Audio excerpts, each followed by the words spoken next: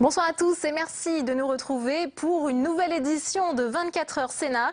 Et à la une ce soir, le Sénat au secours de l'égalité femmes-hommes. Le texte de la ministre des Droits des Femmes, Najat Vallaud-Belkacem, est débattu en ce moment même dans l'hémicycle. Faut-il passer par une loi pour réduire les inégalités entre les sexes? C'est le débat du 24 heures Sénat.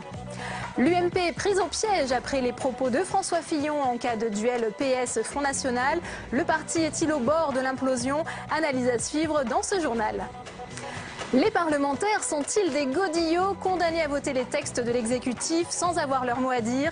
Nous poserons la question à un sénateur qui, lui, souhaite faire entendre sa voix. Le socialiste Luc Carvounas est notre invité. Bonsoir à tous et bienvenue. Le Sénat s'empare du texte sur l'égalité femmes-hommes. L'objectif est de combattre les inégalités persistantes entre les deux sexes avec comme mesure phare la réforme du congé parental pour encourager davantage les pères à le prendre. Écoutez la ministre des Droits des Femmes, Najat Vallaud-Belkacem, c'était cet après-midi au Sénat. Je suis à cette tribune pour vous demander d'entrer ensemble dans une nouvelle étape du combat républicain pour l'égalité des sexes, avec un projet de loi qui, pour la première fois, parce qu'il est un texte cadre et qu'il intègre toutes les dimensions des droits des femmes, dit à la fois la valeur de ce qui a été accompli et de ce qui reste à accomplir. Et un amendement dans ce projet de loi pourrait donner un coup de pouce aux foyers les plus modestes. Le gouvernement veut leur permettre de ne plus avancer une partie des frais avancés aux assistantes maternelles. Flora Sauvage. C'est un petit coup de pouce qui pourrait bénéficier à environ 140 000 familles. L'amendement de Dominique Bertinotti, la ministre déléguée à la famille, au projet de loi sur l'égalité femmes-hommes, vise les enfants gardés par une assistante maternelle. Elle souhaite que le complément du mode de garde soit versé directement par la caisse d'allocation familiale, ce qui éviterait aux familles modestes une avance de trésorerie. Beaucoup de femmes dans les familles modestes renoncent à leur emploi parce qu'elles ne trouvent pas un mode de garde qu'elles puissent assumer financièrement. Et en créant le complément de mode de garde ouverte pour les revenus les plus modestes, c'est permettre aux caisses d'allocation familiale de verser directement le salaire à l'assistante maternelle et donc éviter à ces familles modestes de devoir avancer 400 à 500 €, qui est une somme considérable pour ces familles. La mesure concerne les foyers avec 2 enfants qui touchent moins de 23 840 € de revenus par an et les familles avec un enfant qui ont 20 000 € de revenus. À la Confédération syndicale des familles, la mesure fait débat. C'est une bonne chose sur le principe. Maintenant, derrière ça, il faut voir ce que ça recouvre. C'est-à-dire que le reste à charge de certaines familles reste quand même élevé, puisque sur certains territoires, le coût des frais de garde chez une assistante maternelle est quand même élevé. Car le coût d'une assistante maternelle en région parisienne peut s'élever à 800 € par mois, alors que le complément du mode de garde s'élève à 458 € par mois. Et on parlera plus largement de l'égalité femmes-hommes dans la partie débat du 24 heures Sénat. Une marche pour marquer le 3e anniversaire de l'enlèvement des 4 Français capturés à Arlit, au Niger. Les familles des otages ont marché symboliquement dans la nuit de dimanche à lundi, en proche banlieue et à Paris, avant de s'arrêter dans différents lieux du pouvoir, dont le Sénat. On écoute tout de suite Alain Legrand, père de l'otage Pierre Legrand. J'aimerais vraiment une preuve de vie, mais une vraie, qui arrive du désert. Et nous avons remarqué à chaque fois que nous faisons une manifestation, quelque chose parce qu'ils nous suivent, médiatiquement ils suivent ce qu'on fait. Et donc je leur lance un appel, envoyez-nous une preuve de vie. Et selon l'agence mauritanienne ANI, AQMI Al-Qaïda au Maghreb islamique dit ce soir détenir une vidéo des otages occidentaux, dont les 4 Français. Après l'imbroglio sur la taxation du diesel, les Verts exigent des engagements clairs de l'exécutif en attendant les arbitrages de la conférence environnementale de vendredi. Jérôme Rabier. Le patron d'Europe Écologie Les Verts, Pascal Durand, veut du concret et vite sur la transition écologique. Samedi, lors d'un congrès fédéral, il a donné 6 jours au gouvernement pour s'engager dans ce sens, faute de quoi il en tirerait les conséquences. Forcément, la réponse du chef de l'État était attendue hier soir et pas question pour François Hollande d'instaurer une taxe sur les véhicules diesel qui viendrait en contradiction avec la pause fiscale annoncée. Ce n'est pas rendre service à l'écologie, et je suis sûr que les écologistes partagent ce point de vue, que de la réduire, l'écologie, à des impôts. L'écologie, c'est une obligation et c'est aussi une opportunité. Seule consolation pour les écologistes, l'annonce d'un crédit d'impôt pour l'isolation thermique des bâtiments, un peu léger pour les contenter, même si le secrétaire général d'Europe Écologie veut attendre vendredi et l'ouverture de la conférence environnementale pour juger. Il y a encore une fois 6 jours pour le président de la République pour définir. Il y a des signaux. Nous demandons au président de la République d'arbitrer en faveur des véritables changements. Pas question de remettre en cause la participation au gouvernement pour l'instant, même si certains à l'intérieur du parti le réclament, à l'image du député Noël Mamère. Preuve que c'est aussi une bataille interne qui s'engage à 2 mois d'un congrès qui verra l'élection du secrétaire général du parti. Pascal Durand pourrait alors se voir reprocher la faible avancée des questions écologiques. L'avenir de l'UMP est-il en train de se jouer en affirmant qu'il n'excluait pas d'apporter sa voix à un candidat Front National? François Fillon s'est attiré les foudres d'Alain Juppé et de Jean-Pierre Raffarin qui redoutent une implosion du parti. Nous accueillons sur ce plateau ce soir pour en parler Luc Carvounas, sénateur socialiste du Val-de-Marne, et Mickaël Zamès de la rédaction de Public Sénat. Bonsoir Mickaël. Alors on vient de le voir, Jean-François Copé va s'exprimer dans à peu près 1h30 à la télévision. C'est l'opération déminage pour le président de l'UMP? Oui, je dirais même que ce soir, le patron de l'UMP a une occasion en or d'appuyer là où ça fait mal, profiter des dernières déclarations de François Fillon pour le marginaliser au sein du parti. Et le message sera le suivant, l'heure est grave. Le ton a déjà été donné dans le Figaro ce matin. L'avenir de l'UMP est en jeu si on laisse dériver vers l'extrême droite, presque des paroles de sage, pour celui qu'on avait accusé de dérive. Rappelez-vous de cette droite décomplexée, rappelez-vous de l'affaire du pain au chocolat. Il se retrouve recentré et conforté même par ceux qui ne le trouvaient pas légitime et en plus sans rien faire. Alors, quelles sont les répercussions de ce problème de stratégie de l'UMP et notamment pour les parlementaires? Alors c'est un proche de François Fillon qui m'expliquait cet après-midi que chez les parlementaires, il y a ceux qui dramatisent à outrance, quitte à surjouer un petit peu. Il prenait l'exemple de Jean-Pierre Raffarin qui a tweeté plus vite que son nom, vous l'avez peut-être vu. Alerte rouge, le vote FN est une ligne de fracture pour l'UMP. C'est notre pacte fondateur qui est en cause. Il faut dire que François Fillon et Jean-Pierre Raffarin ne s'apprécient guère. Il faut peut-être aussi y voir une stratégie interne à l'UMP. Jean-Pierre Raffarin représente 107 parlementaires, avec le groupe qu'il avait composé dans cette motion des humanistes. Il tente peut-être aussi donc un coup pour des prochaines élections, notamment au Sénat. Et je ne vous parle pas des Bruno Le Maire et autres Xavier Bertrand qui eux aussi ont des vues pour 2016 et notamment pour les primaires qui n'ont pas tardé à réagir. François Fillon a voulu faire bouger les lignes et du coup, eh bien, chacun est obligé de dévoiler son jeu.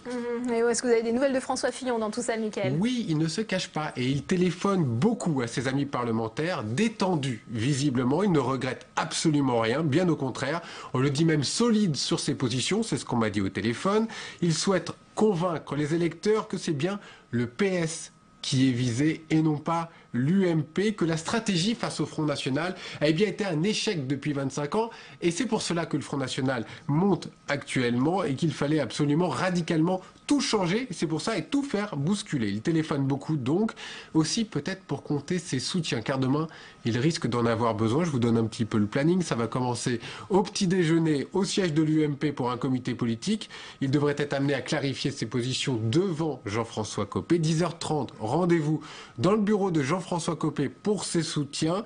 Pareil du côté de François Fillon aux alentours de 12h15. Réunion de groupe à l'UMP, au Sénat, à l'Assemblée. Je vous raconterai tout ça demain. Eh bien, on se donne rendez-vous demain alors, Mickaël. On a hâte d'en savoir un peu plus. Le Carvounas, juste une réaction à ce qu'on vient d'entendre sur l'UMP au bord de l'implosion. L'UMP est-elle morte ?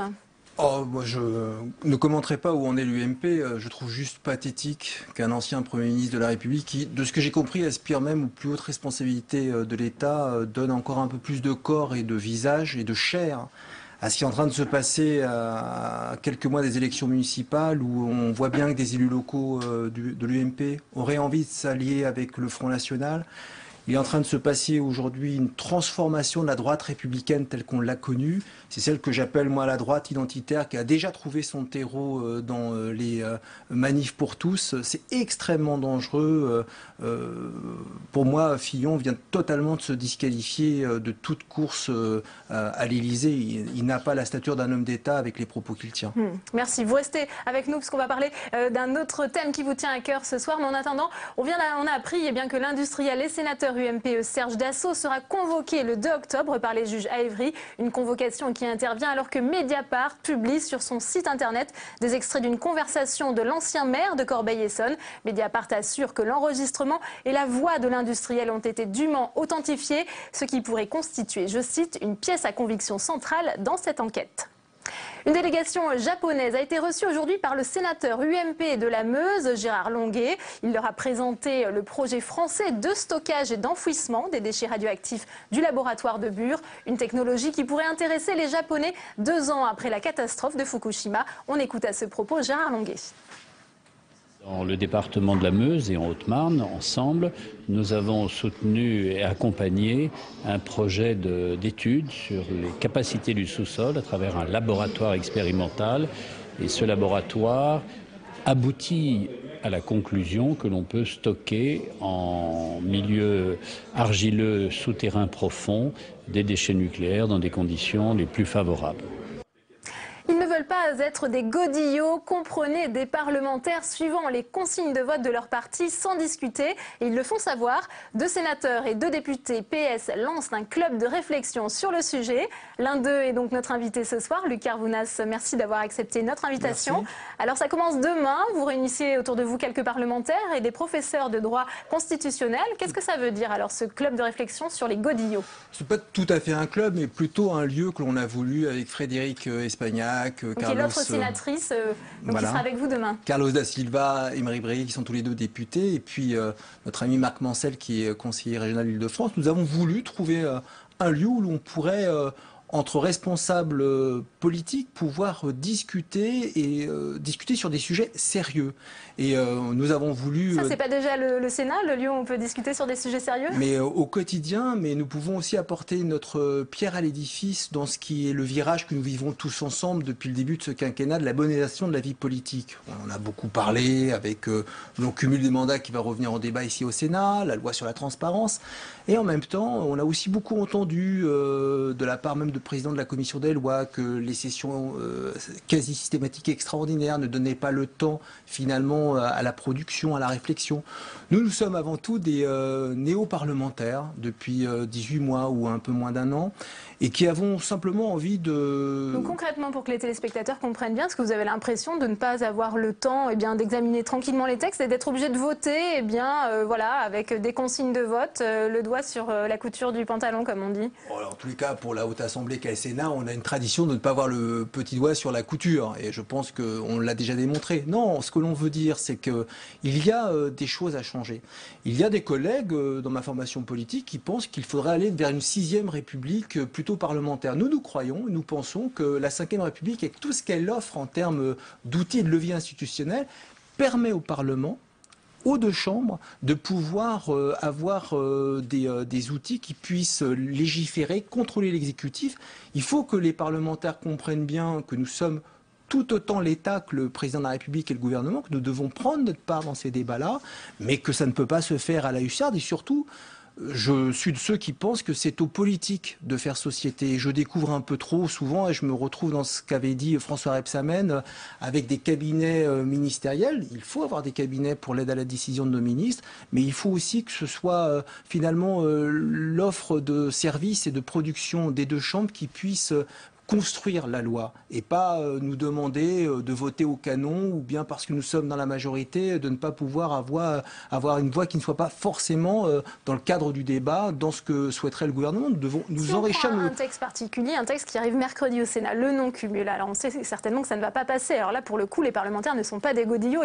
Ils ont l'opportunité, ils peuvent quand même s'opposer au gouvernement, même ceux de la majorité. Le débat commencera mercredi sans faire botter en touche. Vous connaissez mes positions. Nous aurons dès mercredi des discussions dans l'hémicycle.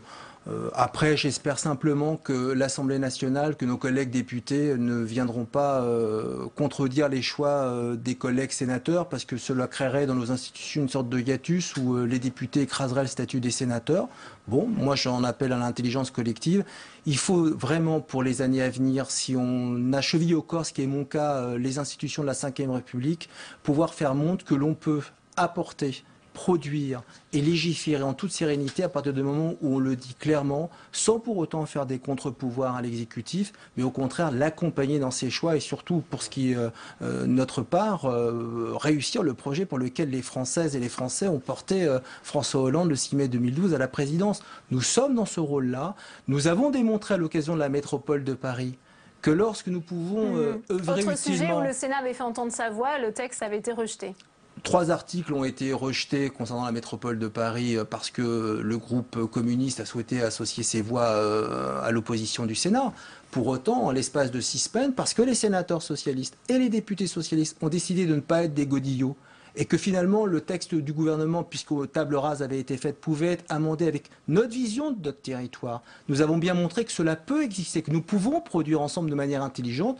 Nous aimerions que cela soit fait sur tous les textes. Peut-être que le ressenti n'est pas le cas aujourd'hui. Moi, je parle avec beaucoup de vérité sans langue de bois. Et en tous les cas, je suis d'une génération qui aspire à ce que le Parlement soit évidemment respecté et que même l'opposition soit respectée. Parce que si on n'a pas la conscience de ce fonctionnement de notre Assemblée, nous serons dans des périodes où, quand on est dans l'opposition, on peut dire tout et son contraire, et quand on est en responsabilité, on vient à se déjuger des positions et des postures qui auraient été les nôtres. Mais il faut aussi que les assemblées, les 2 assemblées, changent leur manière de travailler. Et il faut donner plus de poids aux parlementaires dans ce travail. Avec Arvounès pour parler en fait de ce club de réflexion qui commence demain. Merci à vous. Réunis à Paris, les chefs de la diplomatie de la France, des États-Unis et du Royaume-Uni se sont prononcés aujourd'hui pour encadrer le plan de destruction des armes de Damas, alors que le rapport de l'ONU confirme aujourd'hui le recours aux armes chimiques. Sophie Normand. Le rapport de l'ONU est accablant. Les enquêteurs de l'ONU ont trouvé des preuves flagrantes et convaincantes de l'utilisation de gaz sarin lors du massacre du 21 août. Des armes chimiques utilisées sur une échelle relativement grande au cours du conflit. Mais pas de désignation de coupable, cela ne relève pas du mandat des experts onusiens. Ce rapport devrait toutefois donner un coup d'accélérateur aux négociations. Déjà ce matin à l'Elysée, François Hollande s'est entretenu avec John Kerry, patron de la diplomatie américaine, en présence de Laurent Fabius et de son homologue britannique William Hague. Une image d'unité retrouvée sur le dossier syrien pour une résolution de l'ONU qu'ils veulent forte et contraignante. La résolution des Nations Unies doit être forte, doit être réelle, elle doit être transparente, elle doit être opportune. Français, Américains et Britanniques souhaitent un calendrier précis pour le contrôle et le démantèlement de l'arsenal chimique du régime syrien. Laurent Fabius allant jusqu'à menacer la Syrie. Nous voulons obtenir du Conseil de sécurité des Nations Unies dans les jours prochains une résolution forte. Une résolution qui appuiera de toute l'autorité du Conseil le plan de désarmement chimique. Une résolution qui prévoira bien sûr des conséquences sérieuses s'il n'était pas appliqué. La Russie a aussitôt réagi. Elle dénonce l'éventualité d'un recours à la force. 24 heures Sénat, tout de suite le débat.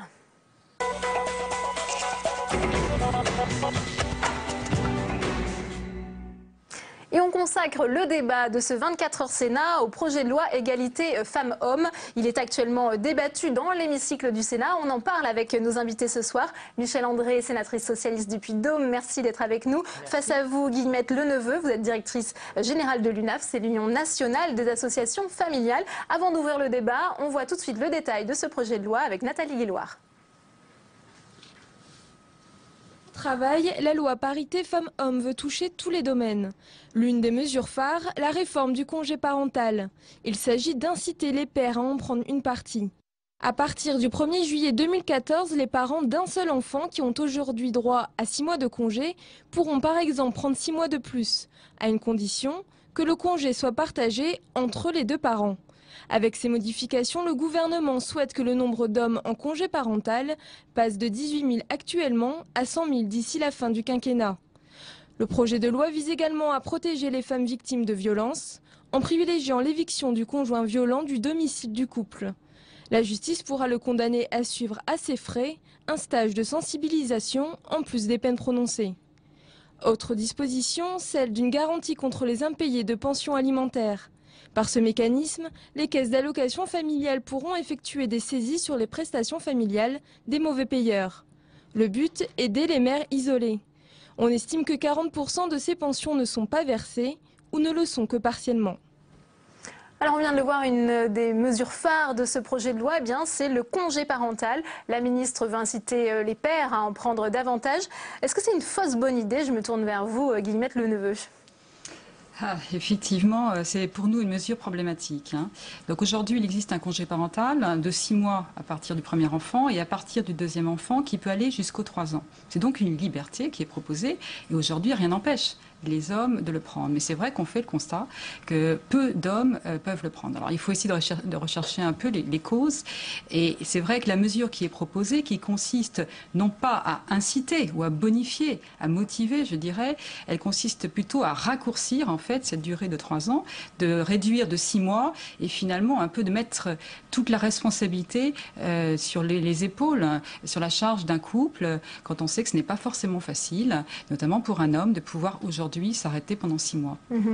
Michel André, est-ce que inciter les pères à prendre davantage de congés parental, c'est une façon coercitive, mais vraiment une seule façon de faire évoluer les mentalités? Je pense qu'il ne faudrait pas voir le coercitif et ça me paraîtrait une mauvaise approche. Depuis très longtemps, les femmes, moi il y a 25 ans, je constatais déjà l'absence des pères dans l'éducation des enfants avec toutes les conséquences négatives que les uns et les autres dénoncent. Et des pères absents. Je rappelle, vous avez été secrétaire d'État chargé des droits des femmes entre 88 et 91 dans le gouvernement Michel Rocard. Et ensuite, j'ai toujours travaillé dans ce domaine. Vous savez, une fois qu'on est tombé là-dedans, c'est pour la vie. Et nous regrettons toujours la manière dont les charges familiales restent encore sur les femmes alors qu'elles sont actives et qu'elles ont des journées doubles, lourdes, complexes et que dans leur engagement, eh bien, les pauvres malheureuses, elles font ce qu'elles peuvent, comme elles peuvent. Et les pères sont, après tout, aussi responsables que les mères de l'arrivée de cet enfant. Et moi, je trouve très intéressant. J'étais allée en Norvège en mission. Là-bas, ça n'est pas facultatif, c'est obligatoire. Le père doit obligatoirement prendre une part du congé parental, qui est perdu sinon.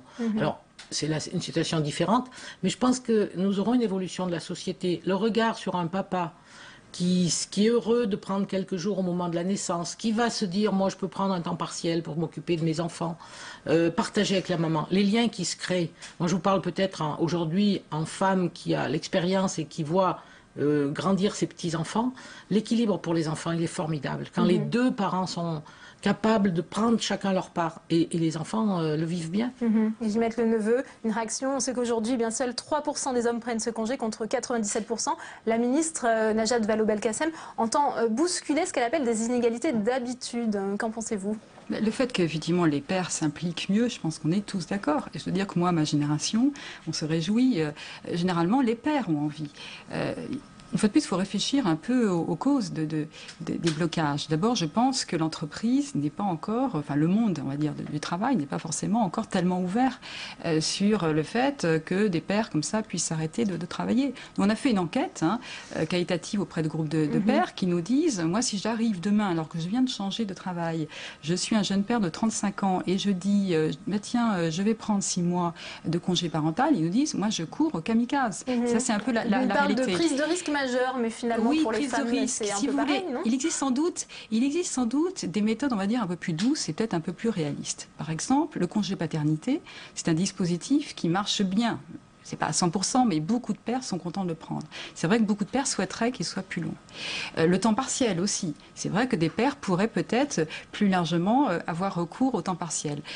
Par exemple, ils ne sont pas informés de l'existence même du congé parental. Quand vous recevez vos papiers des caisses d'allocation familiale, ce sont les femmes qui les reçoivent. Vous voyez, des choses comme ça, ne serait-ce que d'améliorer l'information. Et puis quand même, dernier point, vous parliez de la Norvège, on parle souvent des pays nordiques. Il faut voir quelle est l'indemnisation. En France, aujourd'hui, l'indemnisation, elle peut aller jusqu'à 500 €. Elle va même diminuer pour une partie des parents aujourd'hui. Quand vous êtes en Suède ou en Allemagne, c'est une rémunération qui peut atteindre l'indemnisation 80% du salaire. Donc évidemment, c'est un élément extrêmement incitatif. Michel André, il faut des éléments incitatifs comme... Mais il faut la volonté aussi. Je vous assure, il y a 25 ans, moi je regarde le temps où j'étais ministre, il y a 25 ans, envisager même un congé paternité même de 3 jours pour un papa, c'était épouvantable. Demander un congé maladie pour accompagner un enfant malade quand on est fonctionnaire alors que c'est ouvert aux deux, paraissait pour certaines personnes impensable. Non, je pense que c'est nos mentalités qui doivent bouger. Moi, je crois que quand une femme... Ont bougé, justement, mais Michel André, parce qu'on ne va pas citer toutes les lois qui ont déjà été votées sur l'égalité professionnelle, la loi Roudy, la loi Génisson. Aujourd'hui, on passe encore par une nouvelle loi. Est-ce que c'est un bon moyen, la loi, de faire évoluer les mentalités? Parce que le blocage reste le même. Comment on concilie sa vie personnelle, sa vie privée, sa vie familiale, avec la nécessité d'aller gagner sa vie dehors? Et à ce jeu-là, les femmes sont toujours les victimes, parce que moi, j'entends ce que dit madame. Quand elle dit ils regardent le risque de 6 mois d'absence et ils se disent comment. Mais comment les femmes retrouvent le marché du travail quand elles se sont absentées? Justement, la question de la place des femmes dans les entreprises. Il est pour les deux. La place des femmes dans les entreprises. Et ça fait partie du projet de loi. Mais il y a des entreprises qui accompagnent leurs salariés, qui pensent qu'elles auront des salariés plus heureux et plus épanouis et donc plus disponibles si on peut penser à leur vie de famille. C'est curieux, la France fait comme si ces gens qui viennent travailler étaient venus de rien et de personne. Mais non, ils ont leurs soucis et je crois que c'est une bonne manière. Il faut inciter, faut un peu forcer de temps en temps le temps qui passe.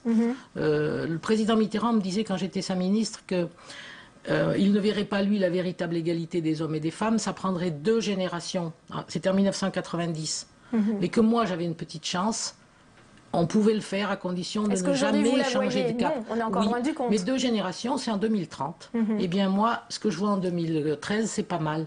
Ça bouge, ça bouge. Et il faut l'accompagner. Mais il faut l'accompagner, le vouloir, le tirer, le pousser. Enfin, tout le combat des femmes a toujours été celui-là. On va parler d'un autre volet qui est présent justement dans le projet de loi de la ministre. Eh bien, c'est la question des femmes dans les entreprises. Vous, à l'UNAF, quel regard portez-vous sur les propositions qui sont faites dans ce domaine ? Alors, je crois qu'il y a des propositions très intéressantes, et notamment celle, par exemple, d'accompagner les femmes à leur retour lorsqu'elles s'arrêtent pour un congé maternité ou un congé parental.